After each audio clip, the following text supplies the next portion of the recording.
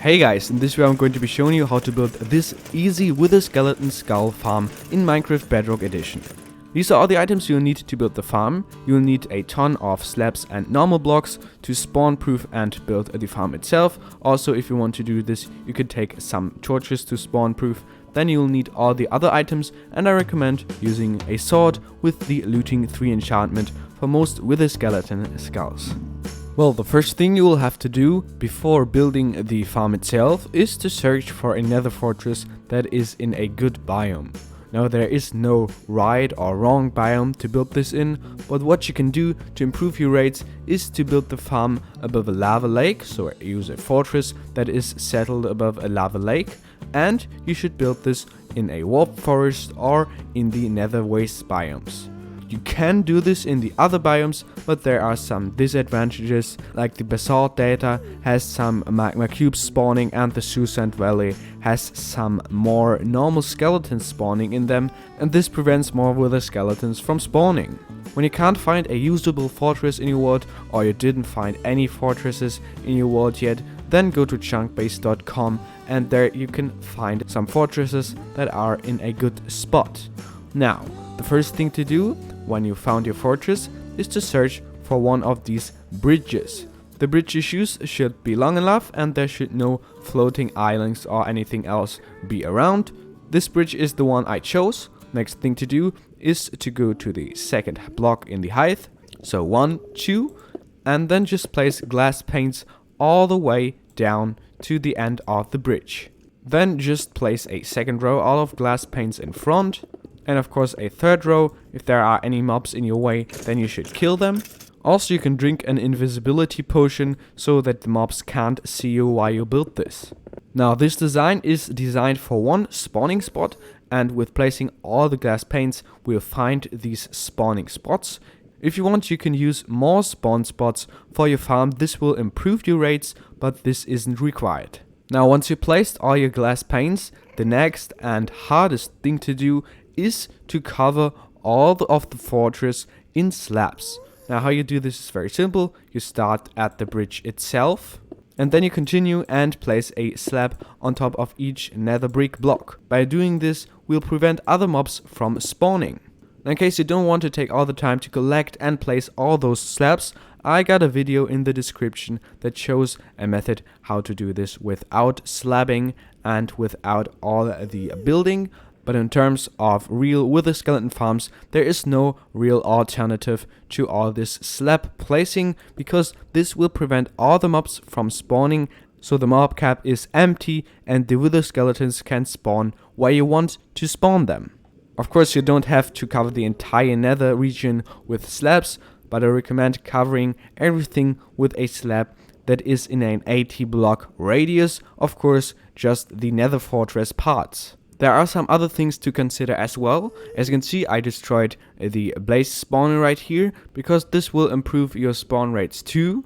Also, if you got some of these fading out bridge ends, you can simply destroy the part so you don't have to cover everything with slabs. And if you get killed constantly by wither skeletons or blazes, you can go into your settings and to the difficulty tab and then simply select peaceful, and then you won't get any damage by mobs because they aren't around. Now, I think I did a decent job covering everything with slabs, but after you did everything that I've shown you in this video, there are still some methods to improve your later results. First one being to cover everything that isn't nether fortress or lava around your spawning spots with torches so that other mobs can't spawn either. Also, destroy any kind of floating islands. Of course, these all are things you can do later on as well if you found that your rates are too low. Now, in order to see where the spawn spots are, you'll need to go back to your glass panes, and then you want to go around and place some slabs as a bridge, and then just do it in the middle of your glass panes, and you want to extend out about 30 slabs. So if you look at the last coordinate, this is 5181, we'll need to go to about 5211, and this will be our AFK spot. Now, to get all the spawning spots and distances right, I recommend going into the settings of your world. You have to do this when you are in the game hub, and you can't do this while you are in the world. And go down in the game settings and check whether you have your simulation distance on 4 chunks. You might have them on 8 chunks or more, so check that this is the case so that you have 4 chunks, and then you'll be on the safe side, because if you have it in another setting, this will mess up the distances between you and the spawning mobs. Now, back in the world, we already built our bridge, and this last block will be our AFK spot. If you want to, you can place some blocks around so that you're safe from guests. Just make sure that the last block you place is a slab so no mobs can spawn on them. Also, a thing that you can do is to place your nether portal right here so that you can easily access the overworld if you want to do this. Now, as you can see, we're at the spawn spot for about 1 minute, and as you can see, there are already some blazes and wither skeletons spawning. And the spots where they are spawning are the spawning spots for our farm. You can now choose one or more of them and build the following construction around. Now, whether you find a blaze or a wither skeleton at your spawn point has nothing to do with the spawn point itself. All spawn spots will spawn the same mobs. And now I recommend choosing the spawn spot that is the nearest to your AFK spot. So this is the spot that I chose. As you can see, the way that the mobs spawn in these glass panes is always between 4 of them. And now you have to destroy these 4 and maybe kill the mobs that are in this spot. And now you want to destroy the 4 blocks, so nether brick blocks that were below these spawned mobs. And this should look something like this. And now, after you've done this, you can destroy all the glass panes, and don't forget to cover everything with slabs too. Now, back at our spawn spot, as you can see, there were some wither skeletons spawning, so this is another proof for the fact that all the spawn spots will spawn both wither skeletons and blazes. So now, if you have some around, then you have to kill them. So now what you want to do is to grab your block of dirt, place it down, and place your sunflower on top. Then, as you can see, the sunflower will point towards one direction, this direction, and you want to face this direction too, and then turn to the right side. And as you can see, this will be the south side. This side will be the east side, and this side is the south side. Now, the next thing to do is to place 2 blocks at the south side in our spawning hole, then 2 more solid blocks, and 2 glass blocks. Then break these 2 temporary blocks and make sure that these both aren't glass blocks or something like this. These should be full solid blocks. Then what you want to do is to destroy all the slabs that are around this hole. And of course replace them with solid blocks, and then do the same thing, just a layer above. Of course now you don't need the sunflower with the dirt anymore, and we have to do the same thing right here as well. So destroy the slabs and replace them with a full block. And as you can see, now we have something like a cage. I recommend placing a 3rd layer on top so none of the wither skeletons or blazes will slip out. And then you want to place 3 more layers on top of this tube. By doing this, we ensure that none of the magma cubes can flow out. If you want to have an entrance for maintenance or something like this, you can break these 2 blocks at the side. Then you want to go inside, and you want to place a door facing the inside like this. Now, in here, in the kill chamber, what you want to do is to destroy these 2 blocks. As you can see, in this case, there is lava below. So you need to extend out the room to the bottom. And what you want to do is to destroy these 2 blocks. So you got 1 block empty between your 2 spawning blocks. Then place 1 and 2 more layers of blocks all around the whole thing. To do this in survival mode, you can use either scaffoldings or ladders or blocks if you want to do this too. And once you're finished, everything should now look something like this. Then you want to go around and take out some pistons and place 4 of them alternating, and this should look like this. They all should be on the left side of the site. And then what you want to do is to place some observers, and you want to make sure that they're facing this piston. As you can see, if I destroy the block, the arrow will point towards the piston, and you want to do the same thing with all the 4 other pistons or observers too. Now go to the outside and you want to place some redstone torches here. Make sure not to place them on the surface. You want to place them at the side where the piston is. And you want to do this all around. So you placed 4 of your redstone torches. Now as you can see, all the pistons will extend alternating. To shut this off, just take out a lever and place it at this front piston and then flick it. As you can see, this will stop the whole system. At this point, I really recommend placing some ladders. To do this, take out some blocks and just place them at the side, 1 block away from the farm itself. And then simply place some ladders going upwards.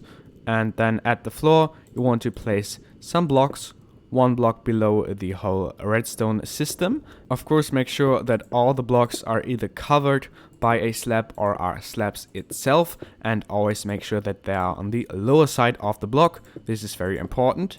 Next, to easily collect all the experience and see what's going on in the farm, I recommend destroying these both blocks. Place a glass block right here and a slab at the top side of the block. It should look something like this. As mentioned, now you'll be able to see what's going on in the farm, and at the same time you can collect all the experience if there is some in the farm. Of course, now we need to make a storage system. To do this, I recommend going out some blocks to one of these columns. There you can place some ladders going down. And as you can see, we now can easily go below the whole system and simply place our storage system. First thing to do is to place 4 blocks below the piston mechanism so that none of the mobs can flow out. Now take one of these 4 spots, it doesn't matter which one you pick, and then place 2 blocks below. And now you want to place a double chest in front of the first block. And now just destroy these 2, these were temporal, place a hopper instead. And then you want to place a rail on top of the hopper with a minecart with hopper on top. Also, to ensure that the minecart stays where it should, you want to place 4 blocks all around.